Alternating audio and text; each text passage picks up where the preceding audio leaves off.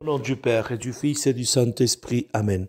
Si le dimanche dernier nous avons médité sur l'attachement aux choses de ce monde, tout en oubliant Dieu, dans l'évangile de ce dimanche, l'appel à vivre dans la constante vigilance est encore plus évident.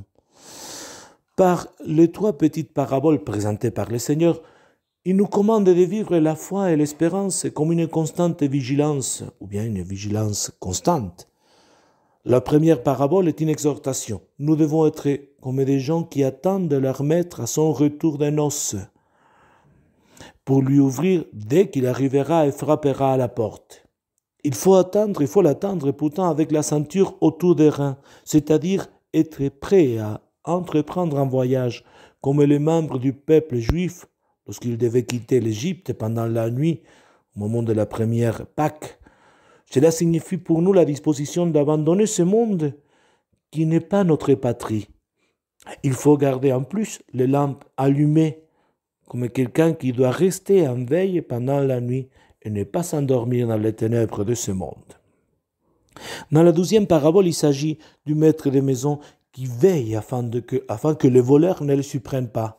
« Voici que je viens comme un voleur, dit le Seigneur dans l'Apocalypse.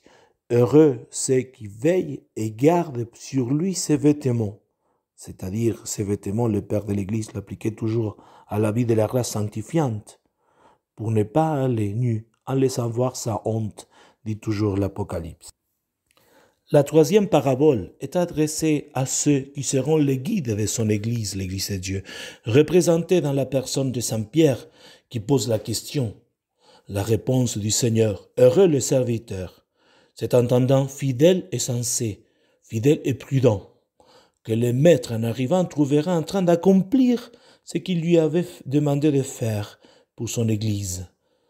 Avec cette troisième parabole, le Seigneur nous montre que nous devons être prêts et travailler pour qu'à son arrivée, le Seigneur nous trouve en train de faire sa sainte volonté, soit pour les guides de l'Église de bien guider l'Église, soit pour les fidèles de participer à la mission de l'Église.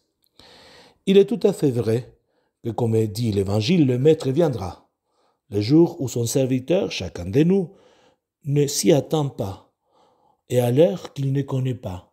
Ce serviteur ne connaît pas l'heure. Mais nous devons être convaincus d'une chose. Le retour du Seigneur est certain, parce qu'il l'a annoncé, et Dieu ne ment pas.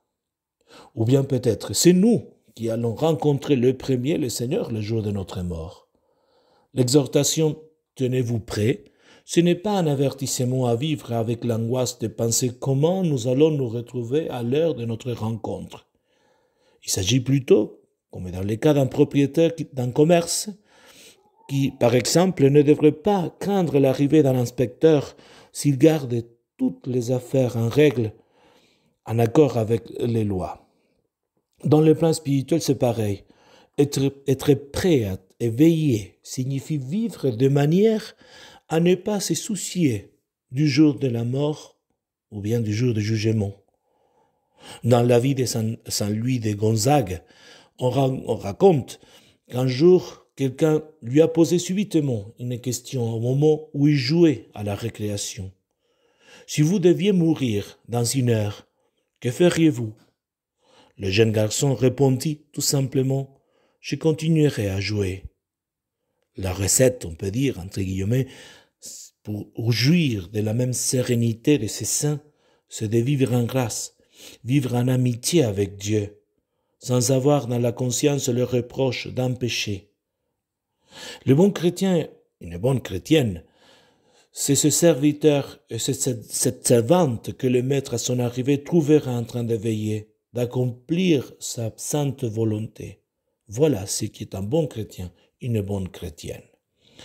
Sainte Joséphine Bakhita, c'est une sainte d'origine soudanaise, attrapée par des trafiquants d'esclaves de sa même origine. Elle a été vendue et revendue plusieurs fois sur les marchés d'El Obeid et de Khartoum. Elle a connu des humiliations, des souffrances physiques et morales de l'esclavage, évidemment. À la fin, elle est rachetée par un commerçant italien qui l'amène en Europe comme servante. Cette petite sainte africaine a trouvé Dieu et le Christ en Italie. Une fois en totale liberté, elle a décidé de consacrer sa vie à Dieu. Le reste de l'histoire vient raconté par le pape Benoît. Elle était sœur d'un couvent italien religieuse, et un jour l'évêque du lieu rend visite à ce monastère, et il voit cette petite sœur noire, dont il semble ne rien savoir, et dit « Ma sœur, que faites-vous ici ?» Et Santa Joséphine Bakhita répond « La même chose que vous, Excellence. » L'évêque, visiblement irrité, dit « Comment cela, ma sœur, vous faites la même chose que moi ?» Un évêque. « Oui, répond la sœur, nous voulons tous deux faire la volonté de Dieu, n'est-ce pas ?» Voilà quel est le point essentiel. Connaître avec l'aide de l'Église, de la parole de Dieu et de nos bons amis, quelle est la volonté de Dieu, tant dans des grandes lignes communes pour tous, que dans l'aspect concret de ma vie personnelle. Ainsi, la vie devient sans doute un peu moins facile, mais belle et joyeuse, parce que nous sommes en paix, en train de faire la volonté de Dieu et conscients que nous faisons la volonté de Dieu. Prions le Seigneur afin qu'il nous aide toujours à trouver sa volonté et à la suivre avec joie. Prions la Sainte Vierge Marie de veiller pour protéger la lampe de notre foi et attendre avec confiance l'arrivée de notre Seigneur. Au nom du Père et du Fils et du Saint-Esprit. Amen.